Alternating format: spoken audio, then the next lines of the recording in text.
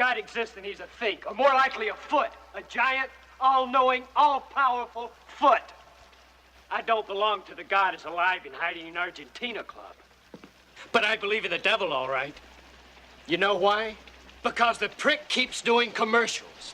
Tonight's film is one of the great anomalies of American cinema, a studio-backed picture that looks like it escaped from a philosophy department. Written and directed by The Exorcist's William Peter Blatty, the ninth configuration... No, not that one. Yeah, that's the one. What on earth possessed them to do that? The ninth configuration is a war story about faith, or perhaps it's a theological mystery disguised as psychodrama. It came out of Hollywood at the start of the Reagan era, a time that wanted heroes and not heretics, and it promptly sank without a trace. But it's more important to be respected. Blatty wrote the story years before The Exorcist. He'd watched the optimism and ideals of the 60s disappear, following the events of Vietnam and after Watergate exposed the reality behind the American dream. He began to wonder whether Western morality could survive without religion to anchor it. He first published the story in 1966 under the title Twinkle Twinkle Killer Kane and believed it to be the best idea he'd ever had. It's a goddamn chicken shit crazy idea. 12 years later, after the success of The Exorcist, he went back to it and expanded the short story into a novel, turning Cutshaw, the astronaut, into the astronaut in The Exorcist that Reagan warns about going out into space. You're gonna die up there. He wanted Friedkin to direct, but no studio would go near it, so he decided to stump up half the budget and film it himself. And then anyone with money can fill in the hole. The other half came from, believe it or not, Pepsi. They financed the film to use funds blocked in Hungary. The company invested in the production in exchange for the ability to build Pepsi bottling plants in Budapest. Warner Brothers agreed to distribute on the strength of Blatty's name alone, expecting more Exorcist extremes. Instead, they got a chamber piece about guilt, God and madness set inside a castle that looks like Dracula set in One Flew Over the Cuckoo's Nest. Blatty once said that if The Exorcist was about the existence of evil, then the ninth configuration was about the possibility of good.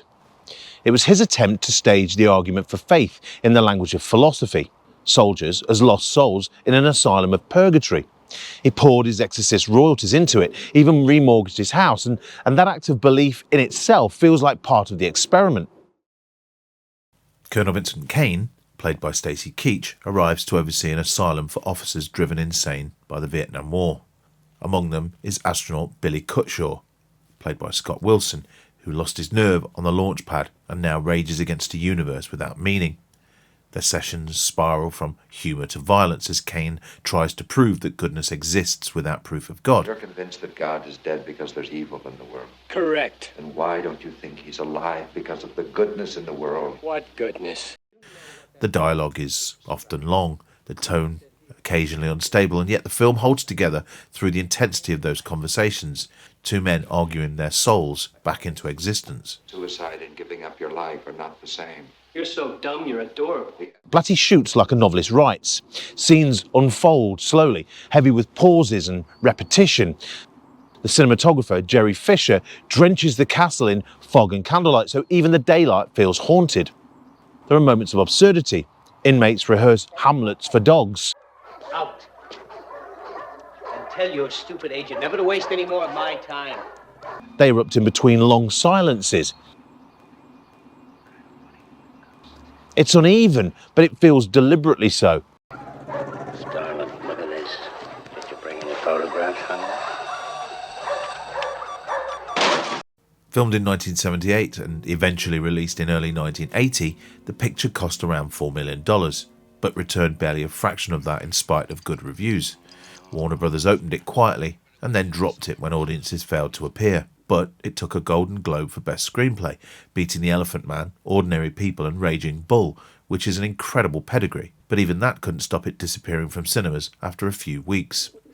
Keach had built a reputation for volatile anti-heroes, but here he reverses it. He's a man who hides his instability behind an air of grace. Scott Wilson, who was already unforgettable in Cold Blood, gives the film its heartbeat. He's terrified, often profane, but he's a soul in search. so far. Jason Miller, Father Karras himself, turns up briefly, blurring the line between Blatty's fictional worlds. All of them are excellent, but the part that really tugged at my heartstrings was Ed Flanders. In many ways, his performance and the way that he pivots his emotions really sells the film. Flanders was once considered for the role of Karras, and although Miller's great, I'd have loved to have seen that version. What Blatty built here isn't an asylum drama or a war story. It's a meditation on whether decency can exist without divine sanction. There are some arguments from reason. Are those the things we use to justify dropping atomic bombs on Japan? It's a film haunted not by demons but by doubt, and the possibility that doubt itself could be sacred. Guillermo del Toro clearly rates this film too. There's a reference to the ninth configuration in his new version of Frankenstein. The ninth configuration, very delicate, almost ethereal structures surrounding the heart. It deserves to be rediscovered. A few years ago, I couldn't sleep. I put the ninth configuration on. I don't know why, but it was the perfect way to discover it. The whole film feels like a slumberous dream.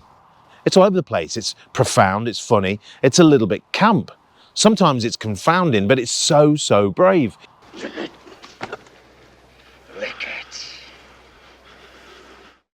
Blatty was a thinker and a writer first, and it shows here. He's grappling with some pretty momentous subjects.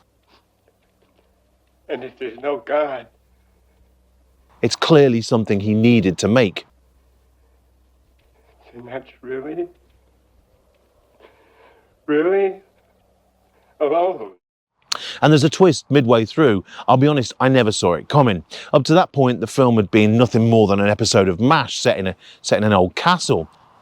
But from that point on, I was absolutely spellbound.